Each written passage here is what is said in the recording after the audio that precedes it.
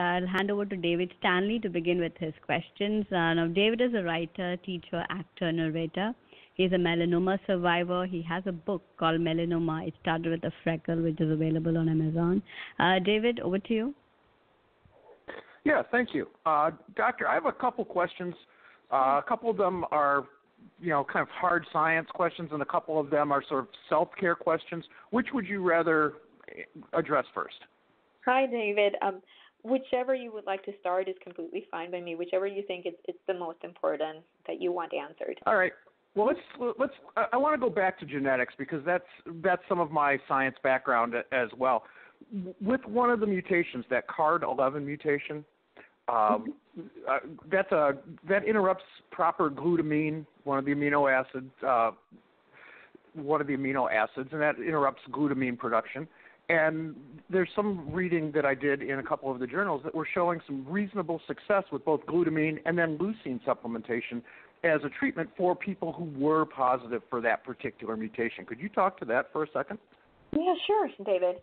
So that I think it's an interesting point, right? And when talking about the types of supplementations, there have been positive changes shown in some of the smaller studies, right, which could potentially be associated with the development of atopic dermatitis in the future. And it could be that supplementation may actually ameliorate some of these symptoms.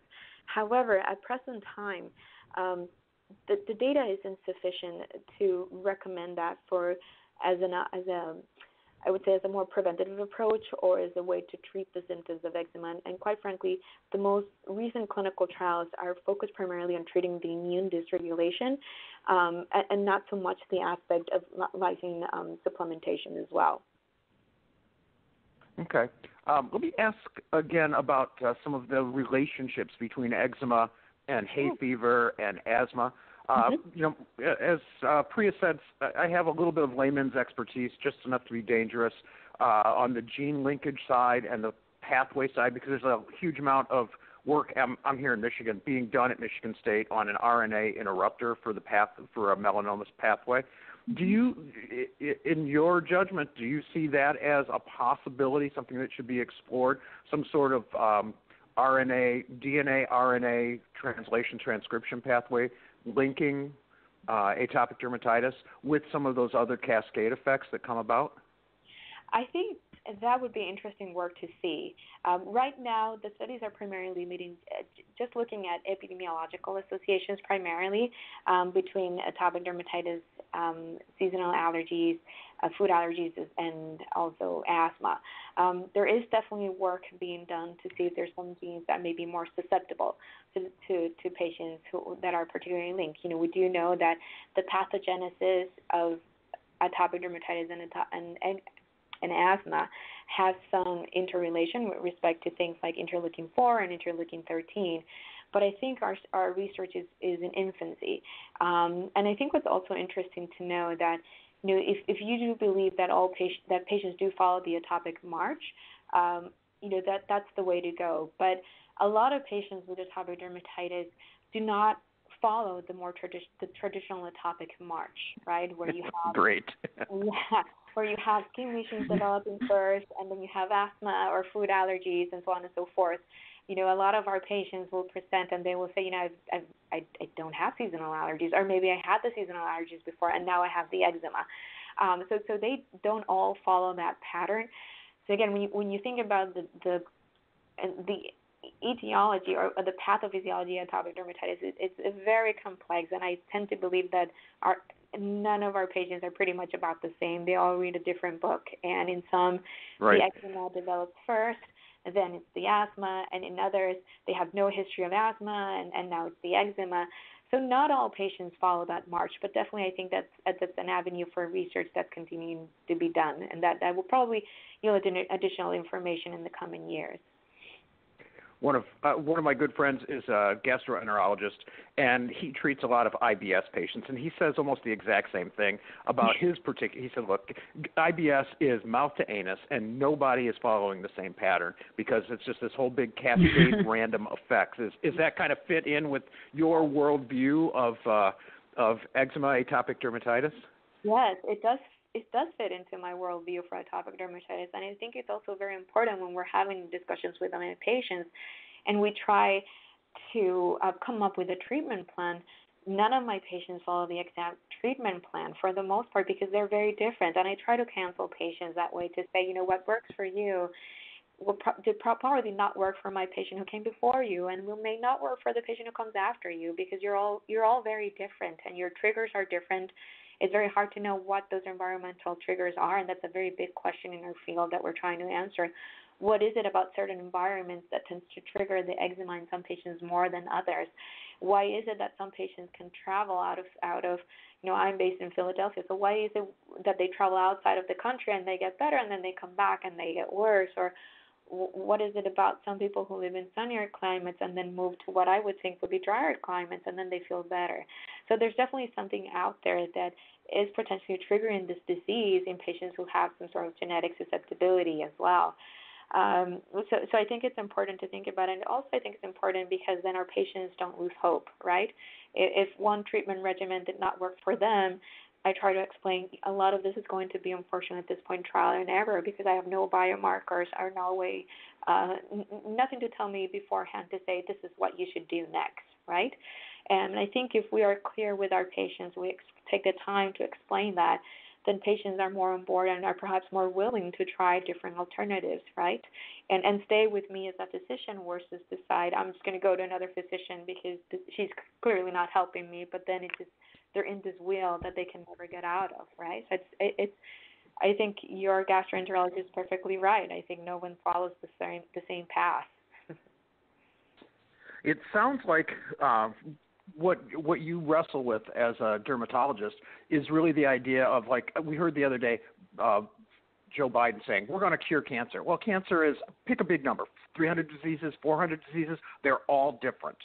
And what you have to face as a derm is almost the same thing, where you have so many people presenting with similar symptoms, but with such a wide variety of underlying causes for those particular symptoms.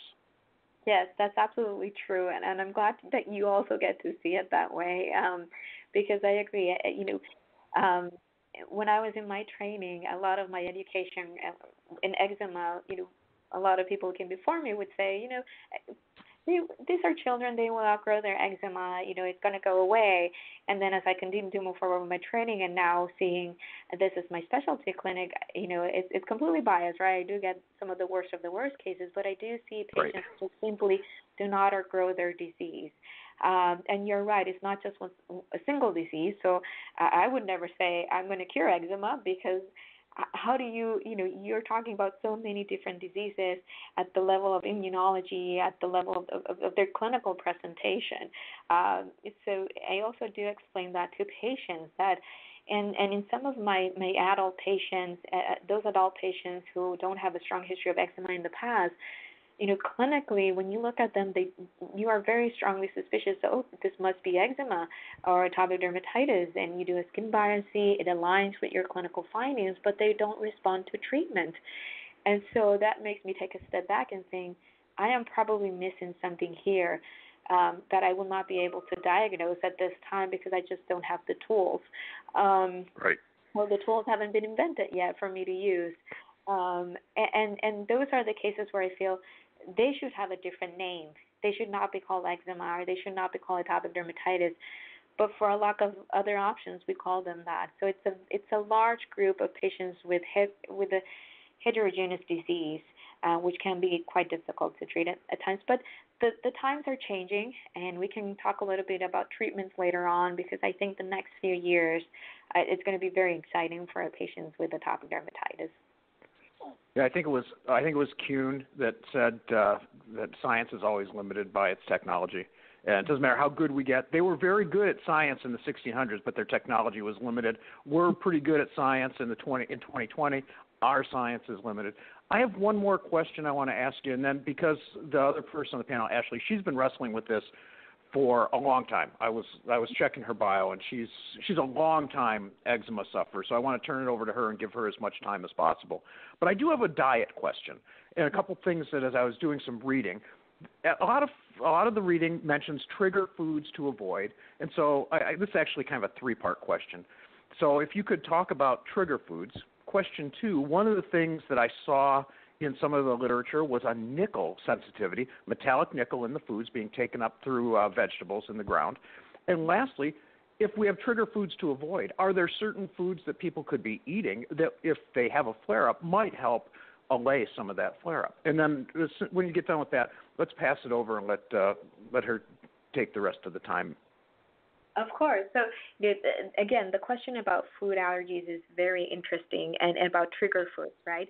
So if we look at the data that's out there, there's some work showing that, patients who follow more of a pro-inflammatory diets that are high rich in fats and refined sugars, things like that, can actually have increased an inflammatory burden that could potentially maybe trigger the eczema.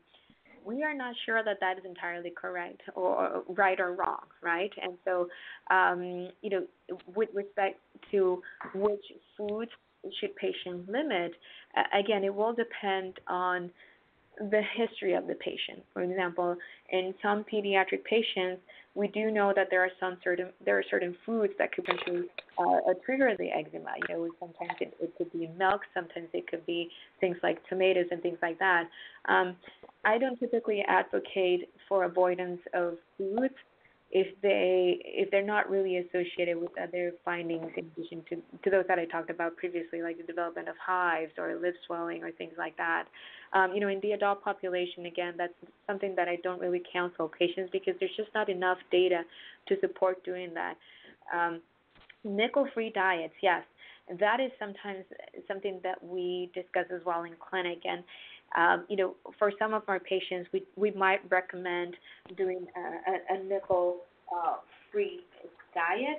That's not something that I will typically do unless, again, there's no certain patterns, right? A patient, and that goes back to the history of the patient. A patient may say, I haven't been able to identify any potential triggers. And so when I go over and review their dietary intake, or we talked a little bit about the things that they consume, and most of them will eat a diet that's very varied, and it's not, I always counsel them, or you should probably be cutting down on these foods, not so much because they will trigger eczema, because overall it's not good to be eating that much amount of refined sugar or sodas or or meats or things like that. I'd be careful about making those recommendations. And, oftentimes what I've found in the majority of my patients, and again, this might be the bias of my practice because I see the worst of the worst, is that those types of dietary interventions, while they may help to calm the symptoms in some cases, right, the itching may not be as bad, the inflammation may not be as bad, they don't really cause remission of the disease. The disease doesn't seem to go away. The eczema is still there, and they can still see it. So it would be very difficult for me to surely say to someone, go off on this and that. And I really do try to limit the amount of elimination diets that my patients are doing. Oftentimes when they come to see me, some of them have only been eating water or bread for the past month. And it's like, no, that's really not healthy overall. Or some of them decided to go on very strict, paleo or gluten-free diets, and they haven't really seen any change. So I try to counsel them, say, if you don't think that there's anything that you can exactly pinpoint, and your eczema seems to flare just at various times throughout the day or throughout weeks or months, I would say there's probably no relationship there. So I really would not advocate for that at this point.